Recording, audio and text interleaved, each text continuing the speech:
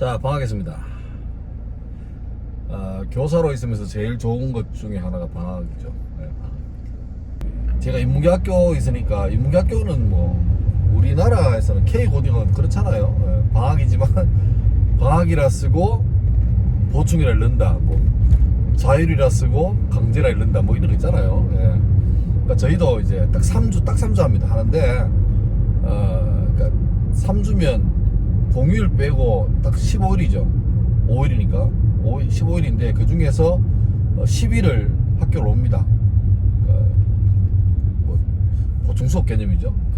그래서 이제 오늘 수요일이니까 목금 쉬고 주말 쉬고 2주 연속으로 오고 월화 마지막에 월화 쉬고 수요일 학교 옵니다. 그러면 끝나는 거죠. 그러니까 뭐 실제 방학해봐야 한 4일 5일 정도밖에 없는 택인데 주말 빼고 그래서 애들이 막 방학이라서 기분은 좋은데 막상 방학을 맞이하는 마음은 막 가깝지는 않죠. 왜냐니까 특히 이제 제가 고등학교 1학년 수업하니까 우리 고등학교 1학년들은 중학교 졸업하고 첫 여름방학이잖아요. 그러니까 분명히 중학교 여름방학하고는 급이 달라요.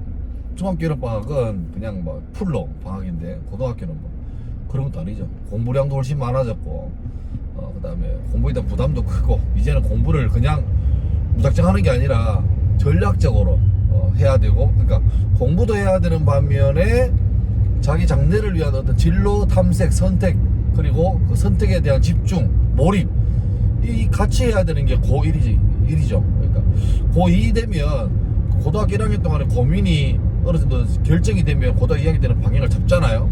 물론 그때 방향을 또 틀기도 하고 그때까지 방향을 못 잡아서 또 고민스러운 사람도 많지만, 일단 고등학교 1학년 때 방향을 잡는다 생각하면 2학년 때부터는 이제 속력을 내는 관건이죠. 열심히 하는 게 관건이고, 일단 고1 때는 열심히도 해야 되지만 동시에 방향을 잡아야 되는 게 이중부담이 같이 있습니다.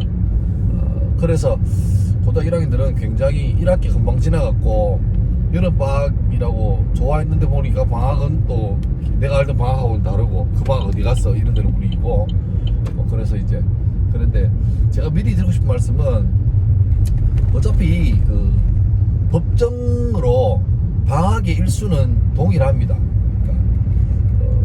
그러니까 190일, 1년에 190일을 수업을 해야 됩니다. 우리 1학기 때 95일 수업하고 2학기 때 95일 수업하거든요. 그러니까 조삼모사 개념이죠. 여름방학이 짧으면 겨울방학이 긴 거고, 여름방학이 길면 겨울방학이 짧은 거고, 그런 겁니다. 조삼모사니까 너무 슬퍼하지 말고, 또 방학인데 또 학교 와야 되잖아요. 오케이, 예, 그렇죠. 근데 뭐 우리나라 현실상 물론 이상적인 교육은 이렇게 항상 현장은 이상적인 것하고 현실적인 게 충돌하죠. 그게 같이 가면 제일 좋은데, 가장 이상적으로 하면 제일 좋은데 이상은 여전히 뜬구름 잡는 소리 같고 현실은 눈앞에 있고 그런 게 있잖아요. 인정해야 되죠. 그게 현실입니다. 우리가 뭐 유학 가거나 대안학교를 가거나 대학 진학을 포기하거나 하지 않는 이상은 그런 게 있는 게 인정해야 되죠. 그렇게 해야 편합니다, 마음이. 그래서 대학을 가기 위해서 이제 공부를 해야 되는데, 사람은 물론 이제 자기주도 학습이 잘 되는 사람은 오히려 방학 이럴 때 좋은 기회입니다. 왜냐니까 잠재적인 라이벌 되는 수많은 사람이 방학이라고 휴가하고 놀고 이럴 때 자기는 평소대로 쭉 하면 되거든요. 왜? 혼자 자기주도 학습이 되니까, 가능하니까. 그러면 오히려 그런 사람은 훨씬 차이 납니다. 제가 늘 말하는 게, 시험 기간에는 우리나라의 청소년 전부 다 공부해요. 그런데 관건은 시험 끝나는 날부터입니다. 시험 끝나는 날 보통 다 놀죠. 그날은 시내 가고 막 하루 그냥 제껴 놉니다. 그리고 그 한동안 놉니다. 실제로 기말고사 끝나고 나면 여름 방학까지 저희 학교는 한 주, 다른 학교는 2주일이 있는데 그때는 완전히 교실이 무너지죠. 붕괴됩니다. 그러니까 이제 아쉽죠. 근데 그때도 공부를 쭉 해요. 제가 어제 이제 마지막 수업이라서 그때는 좀 수업을 프리하게 했는데, 보면 한 반에 20명이면 한 대여섯 명은 그 마지막 시간까지 자기 자습을 해요. 수학을 풀고 영어를 풀고 단어를 외우고 하는, 뭐 나로 봐서는 이해 안 되는 그래 하던데, 그런 애들이 지혜로운 사람이죠, 오히려. 그러니까 다 같이 할 때 같이 해봐야 그 어떤 향상의 폭이 미미하죠. 그런데 아무도 안 할 때, 할 생각을 할 때 그때 열심히 쫙 하면 괄목할 만한 성장이 두드러진 성장이 이렇게 드러나는 거죠. 그것들이 쌓여가면 이제 점점 격차가 벌어지게 되는 거죠. 습관. 그러니까 방학이 된다 해서 뭐 어떡하지 놀고 싶은데 왜 이러지 그러면 좋은데 이제 뭐 솔직히 공부를 잘하면 공부 잘해서 좋은 데 가면 좋은 사람 되는 건 아닙니다. 제 50평생의 결론은 뭐냐니까 나도 많이 실패해 봤었는데 왜 공부를 해야 되느냐. 첫 번째는 자기 효능감이에요. 자기 효능감. 나도 뭔가를 잘할 수 있네라는 이 마음이 되게 큽니다.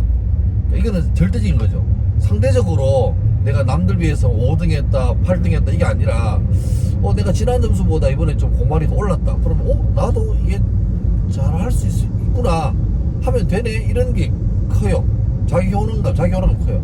그러니까 자기 자아에 대한 되게 존중감이 좋아지는 거죠. 공부가 그게 있습니다. 그리고 두 번째 이게 현실적인 부분인데 살아보니까 우리나라 인편상 선택의 폭이 훨씬 넓어집니다.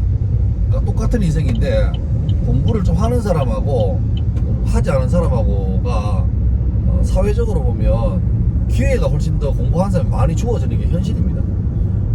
저만 해도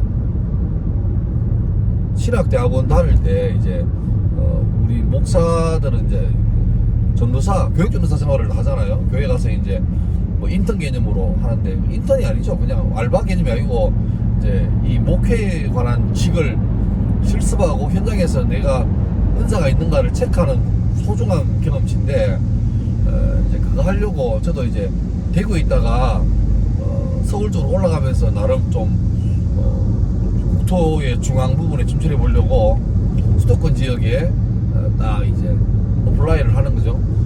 하는데 안 돼요. 내가 그 접수 기간이 지났고 뭐 연락이 없어가지고 내가 직접 전화를 해봤다 그러니까 아직 잊지 못할 말이 한마디예요.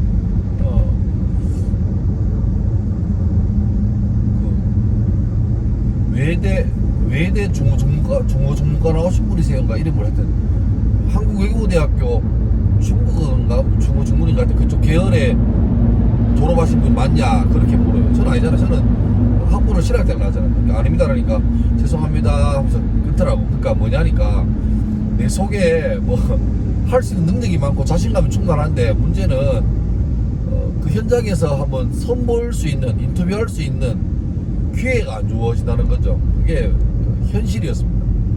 그래서 그때 이제 물론 그 전에도 많은 선배들이 학부 자체를 뭐 서울 쪽 가라 그런 말 했는데 그때 제 짧은 소견에 어차피 우리 목사들은 신학대학원이 가서 다 만날 건데 학부를 집 근처에서 다니면 되지 왜 굳이 그렇게 해야 되느냐라고 그 선배들의 고견을 다 스스로 억지로 말려가면서 다 쳐냈거든요.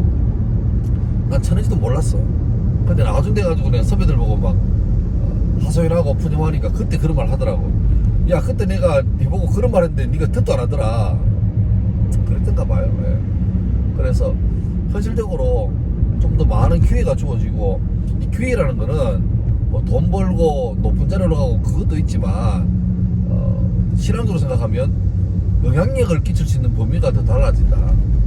고주는 아닙니다. 성공제일주의가 아닙니다. 그런데 내가 영향을 줄 수 있는 사람의 그 범위가 더 넓어지는 것, 리더십의 범위가 넓어지는 것, 그것은 자기가 신앙적으로 바로 서고 또 이 땅에 주어진 사명 감당할 때 되게 좋은 기회입니다. 그러니까 그런 마음으로. 그래서 늘 나오는 말이 예배 시간에 예배하는 것처럼 수업 시간에 수업하고 공부해라 그런 말 하잖아요. 그게 괜한 소리가 아니라 그냥 기능적으로 공부를 잘하는 소리가 아니라 하나님께서 내게 맡긴 사명 감당할 때 그 사명을 올바르게 감당하기 위해서 매 현실에 충실해야 된다는 그런 소리죠.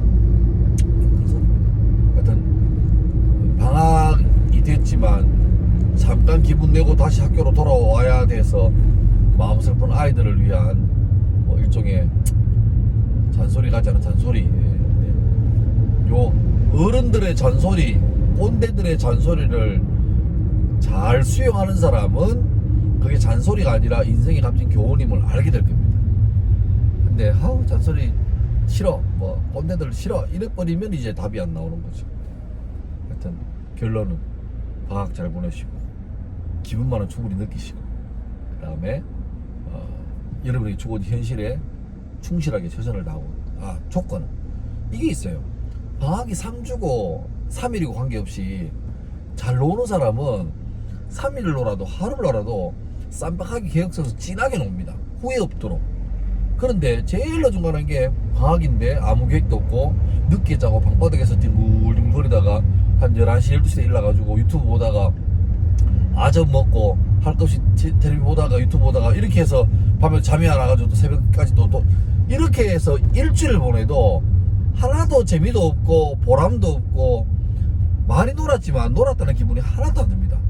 그러니까 놀 땐 잘 노셔야 돼요. 잘 노시고 진하게 노시고 계획 세워서 노시고 그래야 나중에 그 휴가 시간이 끝났을 때도 후회가 전혀 안 남습니다. 하여튼 방학 잘 보내시고 잘 노시고 열공하시고 장래를 잘 준비할 수 있기를 바랍니다. 이거는 내가 대구제일고등학교 교목으로서 종교학 교사로서 우리 제일고 제자에게도 드리는 말씀이지만 이 땅의 모든 청소년들에게 동일하게 하고 싶은